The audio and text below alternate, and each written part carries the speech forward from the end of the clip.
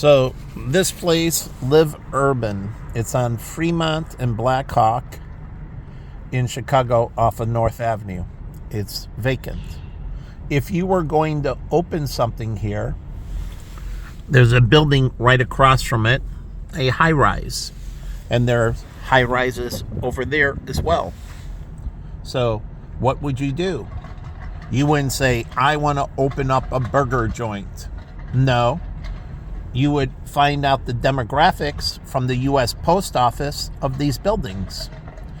The U.S. Post Office can tell you how many people live there, what income, are they individuals? Are they individuals or are they families? Truly, are they couples, single, married? The post office will tell you. They have the demographics. So you can overlap that with the U.S. Census to get other data. But the post office will tell you. You can also do a search for Facebook and use them. Yes, Facebook. People that live in this area, Facebook. I shopped here at DSW. This one and the one that's on Canal Street by Roosevelt. I shopped at these two the most. And this is where I bought my shoes. And I went always on the clearance rack. The majority of all the time, I bought them at the clearance rack. So that's 20, 40, 60% off. And so I bought all my shoes on, this is a discount shoe store. And they further discount. They'll discount them up to 60%. So, and some of them I bought at 60%. So I try to wait for the steeper discounts, but somebody could take them before then. If you're waiting, they might disappear because somebody want to pay more. But I bought all my shoes. So I have shoes, but I paid bargain basement, and I only shopped at the discount rack because I couldn't afford to pay even their discounted prices. I had to go to their clearance rack. And I would have to come often. So not every time I went in did I buy something. I had to go there regularly, waiting for what I wanted or desired to be on the clearance rack. So there's another store right here. So again, you can use Facebook demographics. You can use post office demographics, U.S. Census demographics to gather your information related to these people in the area. Now, Facebook, you would assume, what do people post on? Remember, they have now image recognition, shape recognition. So Facebook can see in the picture people and what races they are because color recognition. So they can see what race they are, if they're male or female, cross-referencing the name with the face. And if there's no name, just the facial outlines, the figures in that, shape recognition and color recognition, and it can give an idea, probability, predictive analytics. And so Facebook can look at the images and start gathering data from the images, and then the voice to text. What are the most common words they use? What are the most, and you're not identifying anyone in particular. You're governing general demographics. And so they can buy general demographics for this area. If you want it between Clybourne and Elston, North Avenue between Clybourne and Elston, and you set up a perimeter, and I want the general demographics from that area. And you will get the general demographics in that area. And now you have King, which has outside patio stuff and so on. Well, how many of these places have balconies? Unless you're going to sell it to the association that might have a roof deck or something, or there might be a pool in the building. But again, it seems patio, then they have living furniture, and that goes inside the house. But the umbrellas, usually that's for outside stuff. But again, you have to figure out around here, what are the demographics? What is the situation? And then you can get from them, you want to know, truly, How many rooms do they have? Do they have living rooms and front rooms and dining rooms and bedrooms? How many bedrooms do they have? Truly, how many bedrooms do the houses have around here? Are they one bedrooms? Are they studios? Truly, if they're studios, they need things that are more efficient, space saving. So they want the fold up bed or the hide a bed into the couch. So their bed is the couch. And so you have futons that turn into couches that turn into beds. They need things like that because it's a studio. And how big is the average studio? 400 or 600 square feet? Or is it 200 square feet? Because the smaller it is, the more efficient things need to be. And the more they have to be able to convert things from one thing into another. They have to convert them from one thing into another. So you have to understand this. But you don't just open your business. Marina, my assistant, I was teaching her. She was opening a restaurant, and I was showing her how to do this. I was showing John when he does real estate demographics. I mean, I've put so much together for so many people, whether they paid attention or not, that was on them. But it's incredible, the stuff that I've put together, way more advanced than any other systems. So again, this stuff doesn't work because the people coming in, they don't know what the hell they're doing. And me as a landlord, I'm not going to rent you the space. I want stability. I want things that are successful. I don't want to turn over from one tenant to another tenant, to another tenant, to another tenant. I don't want to be flipping the space. That's headaches. That's time that I have to do this and I have to do that and I got to run around. I want people that are going to be successful. And I need to see your business plan. I need to see your market penetration. I'm not against you. I'm for you.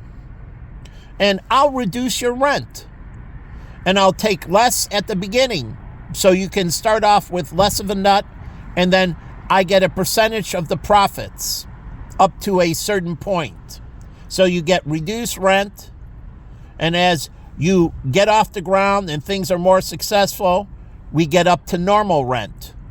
But I'll take reduced at the beginning to help fund your business, to help you get off the ground.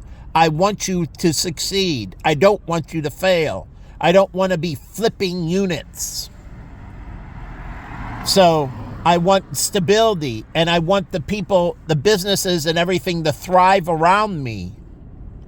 So, I want my businesses to be successful, but also I want the businesses around me to fit in with the community as well. So, again, there's a lot of vacant space, flagship space right here. There's a mall down here. It's a small indoor mall on the corner of North Avenue and Weed. But again, it all depends on what's happening with these developments too. Because even the potbellies and that, they have to understand deliveries and demand and everything.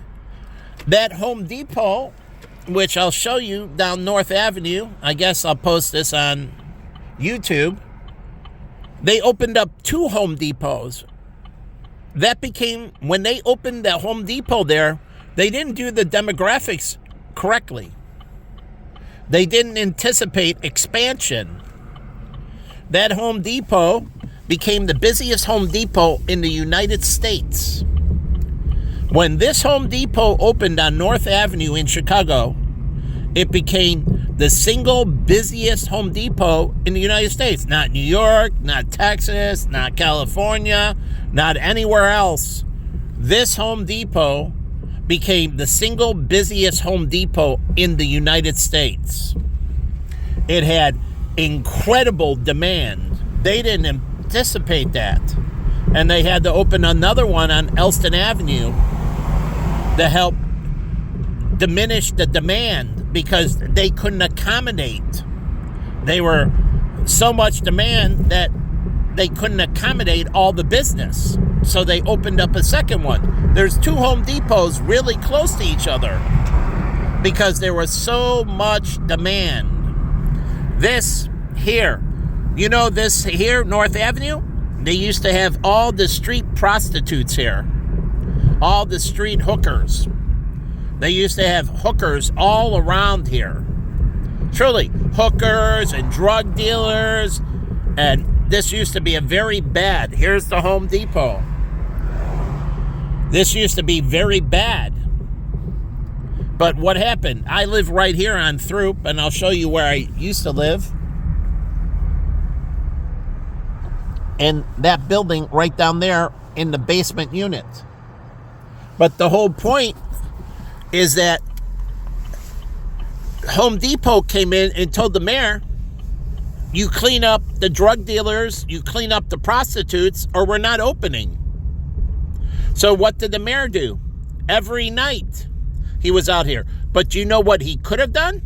He could have contacted Night Ministries. He could have contacted the Salvation Army. He could have contacted Goodwill as well. And each of them that come in, the Salvation Army sits down with them and says, do you have housing? No. We offer you housing. Goodwill says, do you have clothing in that? No. We offer you clothing. Goodwill says, we also offer you job training. Job training to move into another profession besides prostitution. We offer you job training. And then Night Ministry comes in and says, we're going to check out your physical condition. And we're going to give you medical tests. And if you need psychiatric help, we'll evaluate to see if you have hormonal imbalances in your blood. And you might need medication. And because of the hormonal imbalances, you might have experienced psychological trauma. Oh, yeah, that's right. Because hormonal imbalances causes bad situations, moody. Like they mentioned on Yellowstone, the little kid to his mother that she was crying, and he said, oh, it must be her time of the month. But he understands to be more compassionate, that maybe his mother is more sensitive right now, and to be more compassionate. So understanding, he's saying, I understand that you have hormonal fluctuations that I don't, and that you tend to be more moody than I do. And I understand as a kid that if it is your special time of month, that I need to be more sensitive to you, Mom. And I need to be kinder and more compassionate because you're going to be a little bit more edgy, a little bit more sensitive. Men saying, oh, my wife's a bitch, and so on. Well, when that time of month comes, they tend to be a little bit more moody. So you need to be a little bit more sensitive. So I'm waiting for Sterling Bain, Lincoln Yards project, what's going to go on here. But the whole point is, he mentions this in Yellowstone across the dinner table, and the father smiles, and the mother laughs, and she wipes her tear, and she's like, no, I'm just, emotional right now. It's not my special time. But, again, he's trying to be compassionate. He's saying it in a funny way, but also trying to be compassionate and say, I understand. I understand that you can be a little bit more moody because of your gender, because you're female, because you have these cycles. So, again, understanding and compassion. So police officers have to understand that with women, when they're addressing them, they might be on their cycle. And they're going to be more temperamental. So I do a good job in handling women. And I understand about the mood swings. And that helped me handle men that have, like my friend David. He had mood swings and he was on antidepressants and so on. But I could handle him. I could handle